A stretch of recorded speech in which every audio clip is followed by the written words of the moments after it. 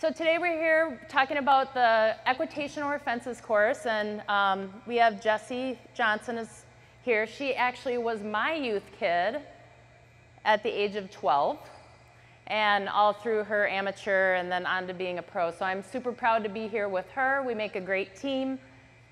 We know each other quite well, and I think this is going to be very fun. So we're going to talk about the course and a little bit of strategy.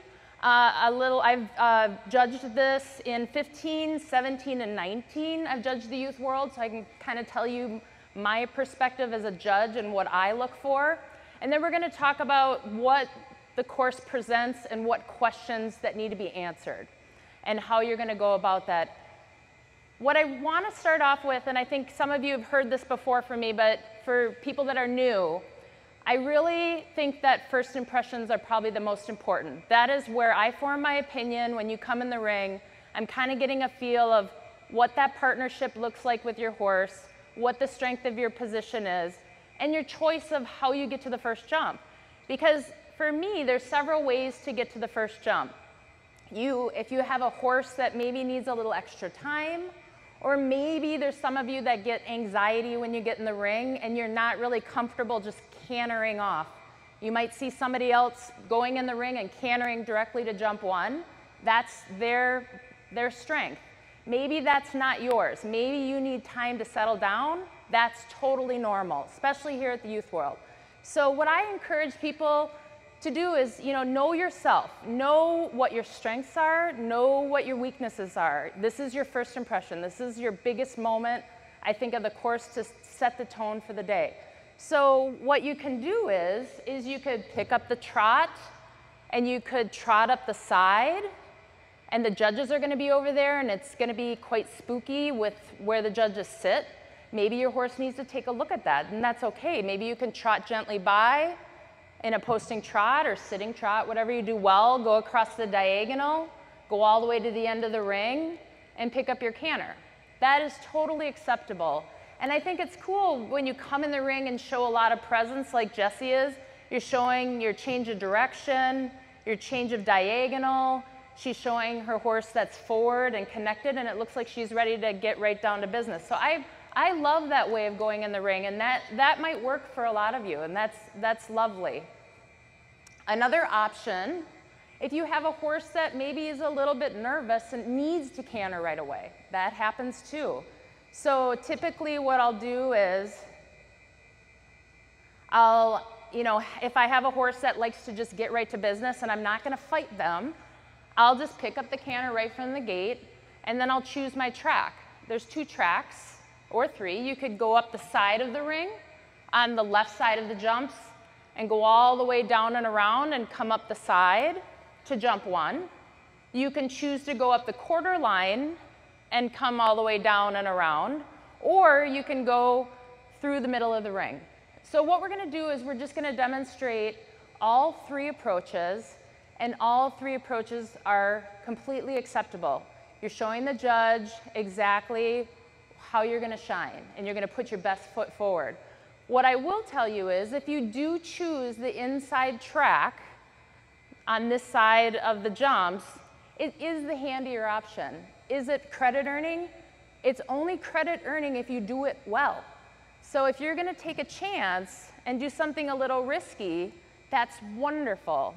But we want you to see you do it well. We don't want to see it done poorly, okay? Especially as a judge.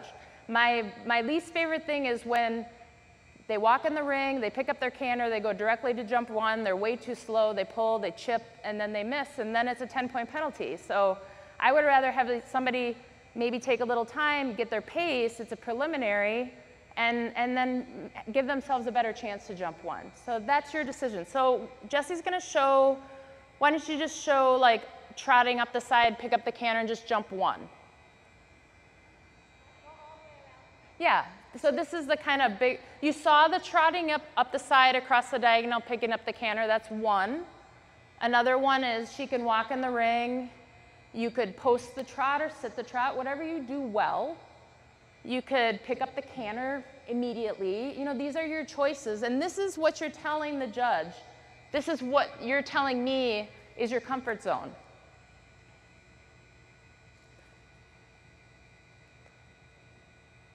So she trotted in with a lot of authority. She shows connection. She shows a strength in her position. I can evaluate her position as a judge across the ring, and I can see that she has a strong position. She gets a nice gallop. She gets her horse out in front of her leg. And now I'm looking for a nice straight approach. Off the turn, nice straight line.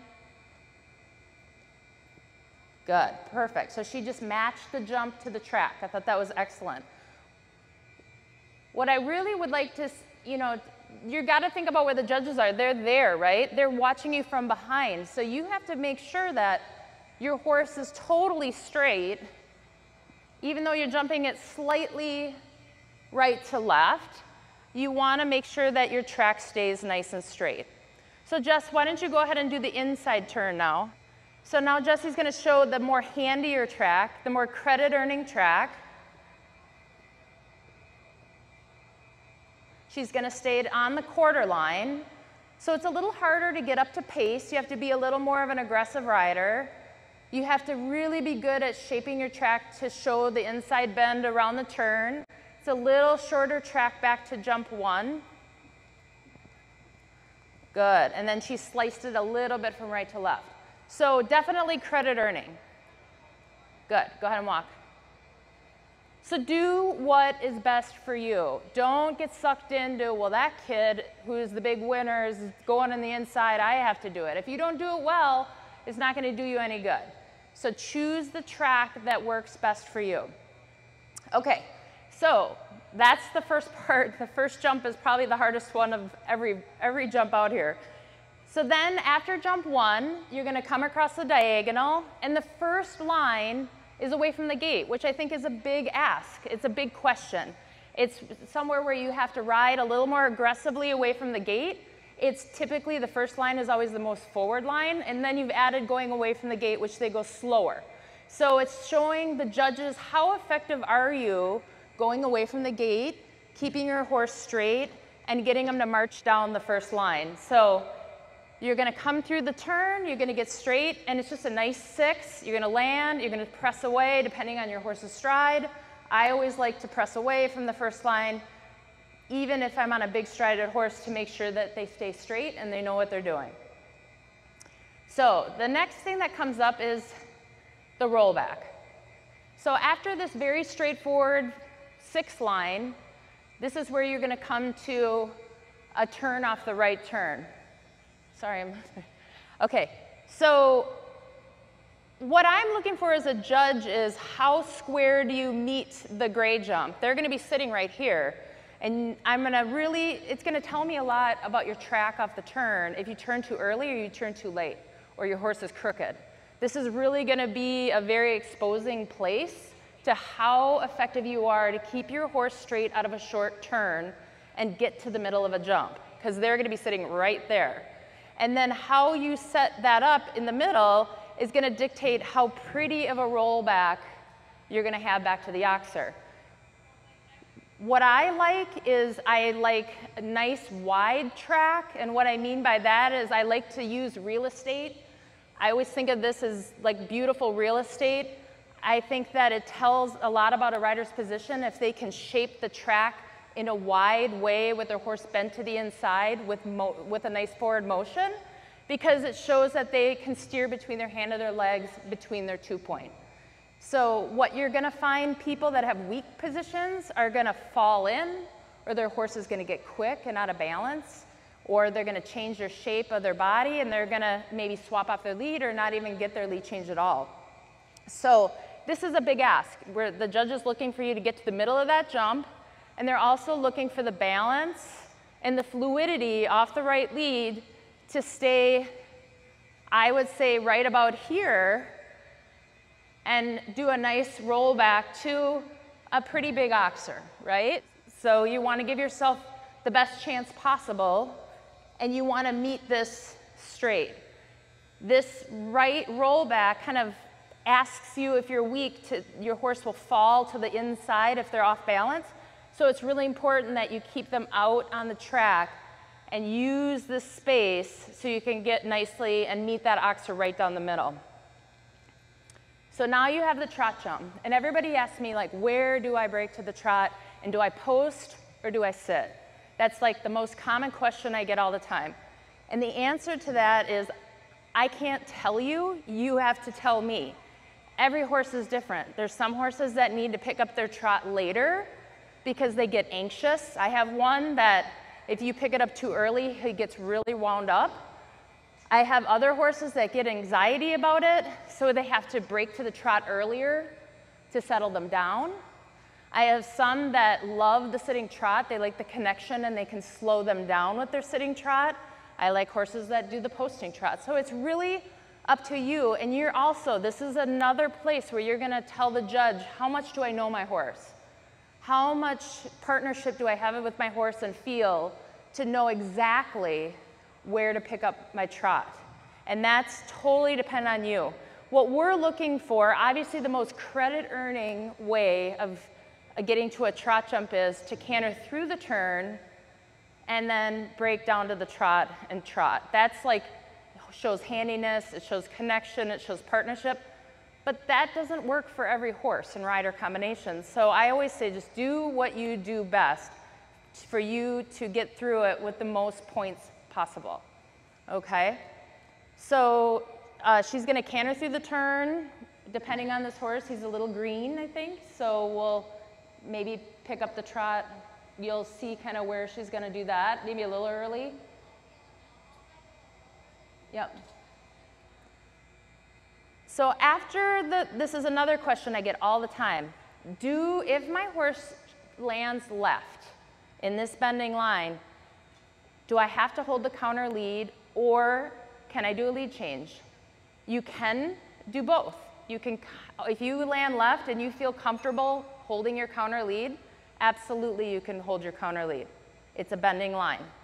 If you want to do a lead change, absolutely you can do a left to right lead change. The one thing I will say is it has to be deliberate. It can't be just happen. It has to be where you ask. It has to be earlier in the line, not last minute. If it's done within 2 steps, then it looks like it was an afterthought. We're looking for a horse-rider combination that meets that trot jump. If they land left, they set their horse up for a lead change, they complete the lead change, they move their horse back up, and then they get straight to this jump. So that's the big question. So after this oxer, this is kind of like what the course designer loves to throw in there to see who's really riding and who's kind of checked out at this point. A horse and rider combination at the end of the course that's balanced and has rhythm and the horse is listening and the rider's strong should be able to canter through this turn away from the gate. The horse is going to think that they're done. It's late in the course. There's the in-gate. It's hot. I'm tired. I want to break. I want to be done. So this is probably the most important part of the course because when you land, not only do you have to gather your horse, you have to add some leg and keep that momentum up and match that pace you had throughout the course and let them know that they still have more to do. And this is why course designers do this, is to kind of see, you know, it kind of separates a lot of the riders on how much they listen to their horse and how effective they ride on the backside towards the end of the course. So you're going to meet that jump across the diagonal on the right lead. And then again, it's just a left roll back to the oxer over there, using as much track as possible and showing that you've already done a right roll back, you're going to do a left roll back, and it's just showing dexterity. It's showing that you can match your right side with your left side. It tells the judge a lot because if you fall into one and then you can shape to the other, you say, well, that rider must be really weak on the one side. If they can match both tracks, rollbacks right, rollback left, with the same balance and cadence and organization and you know, smooth as they can do it, then you're telling the judge that, wow, they're really ambidextrous, they're really smart, they're very, very strong on both sides. Okay, any questions before we get started? Because Jesse's gonna jump around. Yes?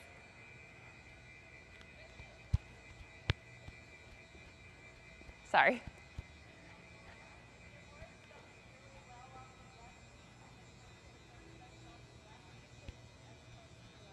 Say it again.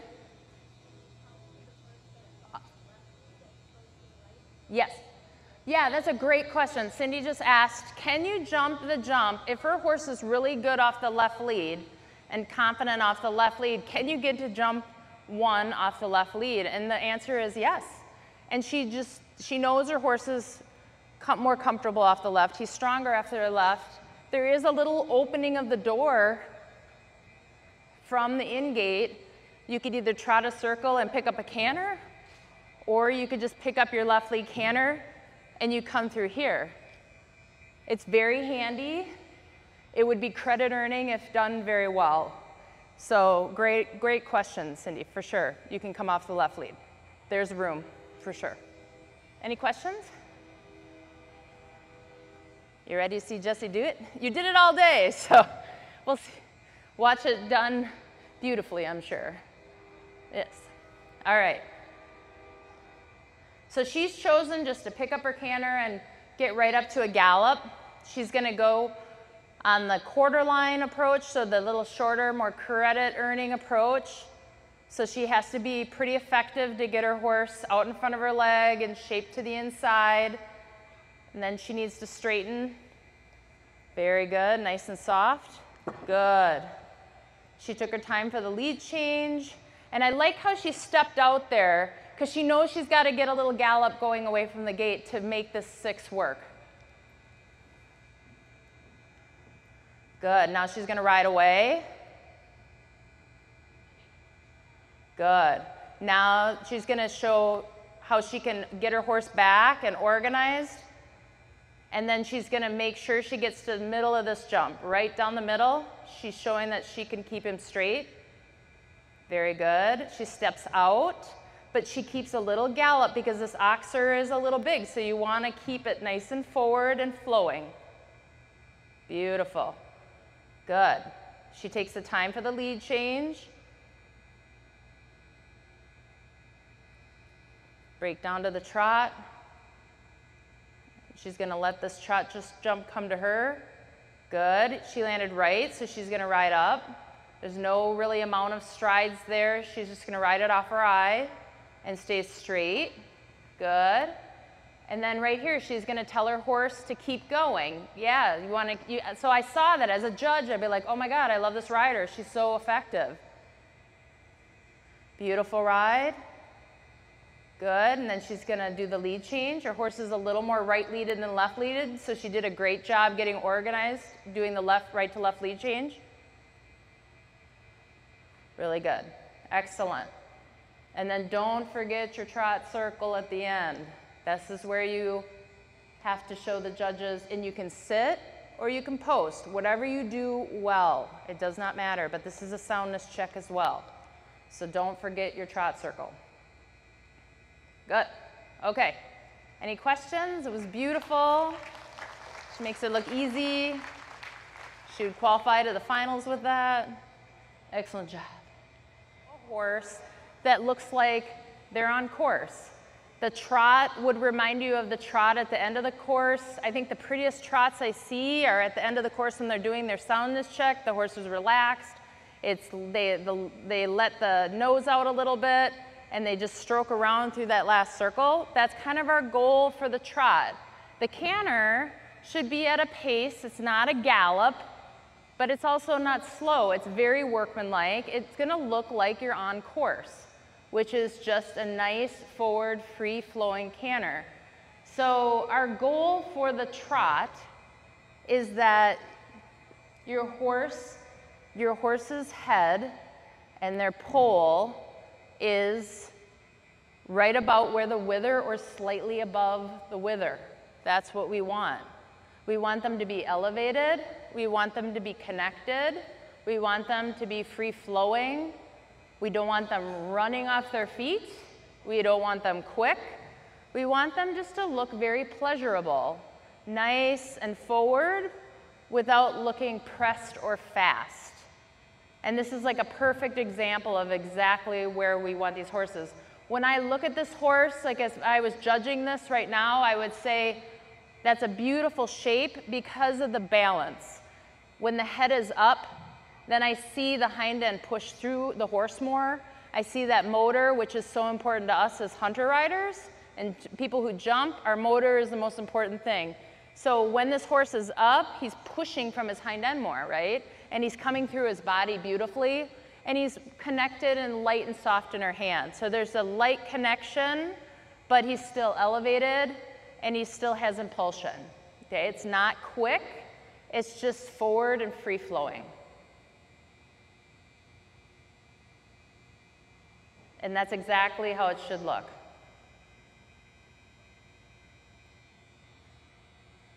Good. Go ahead and, you want to trot a little bit the other way before we canter? Or you want to go to canter? Okay, let's go trot the other way.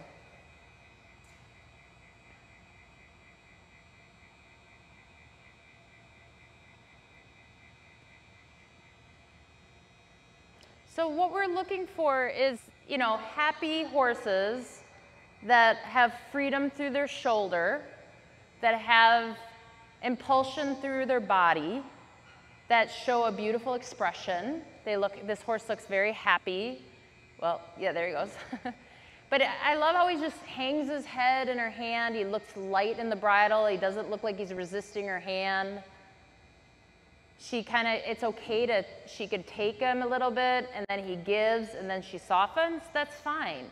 It's not about being robotic. We want expression. That's what hunters are all about, right? This is why we have this class.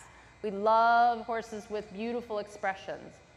And that horse looks completely happy. He looks like he's trotting around. If she were to trot that trot jump, that's the trot that she had. It was the trot at the end of the course. So why don't we go ahead and reverse, and then we'll canter. What I'd like to see less of is, you know, these banging on the reins and bringing the heads down before the canter. I'd like to see that walk be forward. You're being judged on 3 different gaits. Everybody's like trot, canter, trot, canter, trot, canter. Well, guess what? Walk. We forget about the walk. The walk is huge. And so when we judge this, we want to see a horse that's walking with some purpose. This is what's kind of setting up the whole foundation of what we're going to see at the trot and the canter. So when you go to reverse, you want to walk with some authority before you go pick up the canter. And we're looking for a horse that isn't going sideways or resisting or getting nervous, but has some freedom to go forward and then just steps into the canter. If your horse elevates, it's not going to be penalized. If he tosses his head straight in the air, it will be penalized. But if he elevates a little, that's okay. That's what this class is about. It's okay if they lift up a little bit. They don't have to have their head down, and they don't have to have the head set before the canter.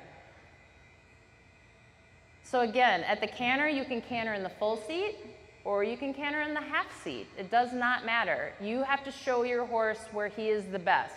Maybe he's a little softer when you get up off his back. Maybe it's easier for you to go forward when you're in the 2-point. Maybe it's easier if you have a deeper seat to drive your horse. That's up to you. Neither one is going to be penalized or rewarded either way. So even though our horse lifts up a little bit, again, I'm looking for the quality of the movement. I'm looking for the connection. I'm looking for the impulsion. I'm looking for the balance and the cadence. This horse is so beautifully balanced.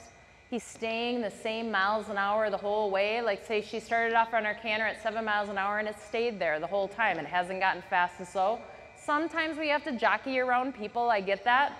In the ring, she's alone, so it's a little bit easier, but it's also about negotiating around horses at a little bit more of a freer pace. And this really shows a lot of ability to ride your horse off your leg and keep a light feel of their mouth and that connection. Really good. Again, like I loved how she just kind of slowly picked up the walk. She didn't slam into the ground. She wasn't quick or abrupt in any way. She just slowly brought them down to the walk with a few trot steps. That's fine. If they elevate, it's okay. Don't worry about it. When you go to reverse, again, the quality of the walk is important.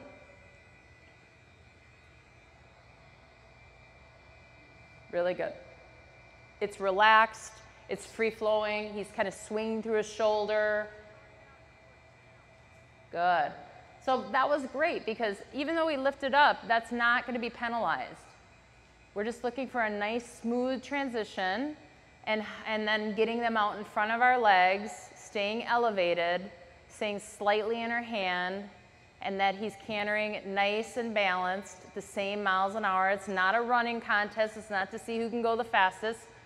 It's about showing your horse at a pace that shows them off the best. Some horses are better a little slower. Some horses are better a little more forward. But that's something that you're going to have to figure out where your horse shows the best. You want a light feel of their mouth. You don't want to let go.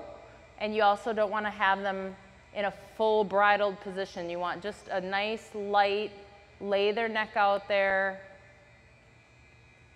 and be really free through their shoulder. Good. Back to the trot, Jess. Good. And then she's going to let him out nice and flowing. Again, it's not fast. He's not getting quick with his legs. He's just being freer with his shoulder. And that's the goal. Good. Go ahead and walk. This class was meant to, the purpose of this class is for our hunters to have a place to show where they're comfortable. And we go around these courses with a little gallop. We ask a lot of our horses to come forward. We have to have them up and looking where they're going. And this is like such a perfect match for what we do. It's fantastic. So I'm so excited that you guys get to show this. So proud that we got this through. I am just tickled about it. And if you can, reach out to AQHA and thank them for having this class so early, because typically when we have a new class like this, it's not always a World Show class right away. So the fact that they put it in the youth world, that's a pretty big deal. That should make you guys feel pretty special, I think. Really special, because typically they don't do that. So it means that they're serious, they're excited about the class and its future for sure, and developing these hunters. Question? So, number one, thank you for this class. You're welcome. Yeah. Number two, obviously, right now you can't show us, but etiquette-wise, off the rail, on the rail? Either. You know, I don't like it when somebody's so off the rail, they're like, you know, butting up to the judge.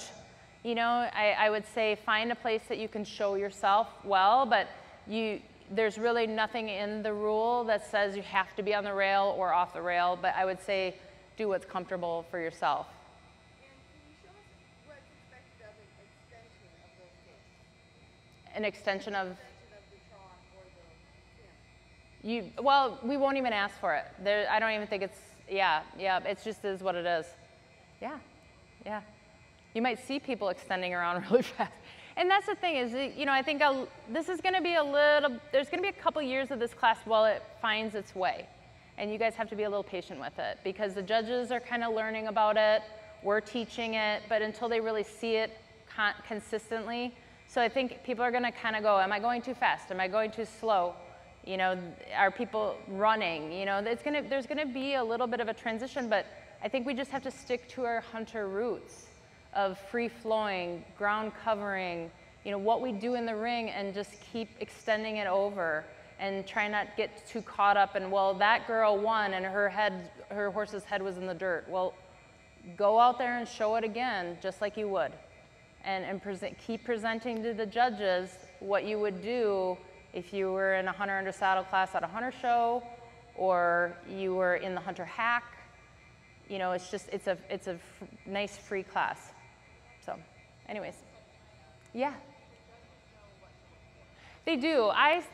If they don't, it's my fault, because I taught them. I did the seminar with it. I think it was before COVID. We did.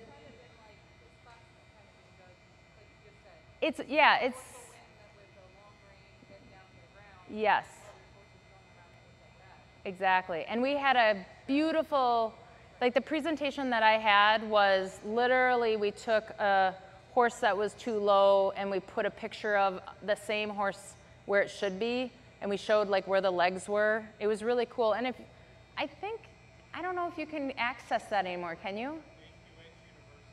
So AQH University will pull up my presentation with Jerry Erickson. I apologize for the glasses because my glasses were on the end of my nose and she complained about it. But Posted, I want to say a week or 2 weeks ago on Facebook, I saw it pop up. maybe we can like pop it out on Facebook or, you know, so you guys can see it. I saw it the other day. Okay. Oh, cool. So that will give you a lot of, it was a PowerPoint presentation with video, with pictures. I mean, I did everything I could to kind of say this is what we're looking for. But I will tell you from experience, it's just going to take time, and we have to just kind of keep kind of sticking to our roots with presenting what we feel is right, even if we're maybe not going to be the big winner. You know, maybe that judge doesn't see it like that, but just keep doing it. You know what I mean? That's the only way we're going to get consistency. And the horses show natural. That's my Yeah, natural, yeah. horses are natural and comfortable. Yes, where they're natural and comfortable. And there's some horses that do travel a little lower. There's some horses that travel a little higher. You got to go where your horse travels the best, the most, the happiest. Yeah, the balance is really the key to this look. No, no sitting trot. No way. That would be really not okay, especially for me. All right. Any other questions? You guys were great. Thank you. Thanks for giving money.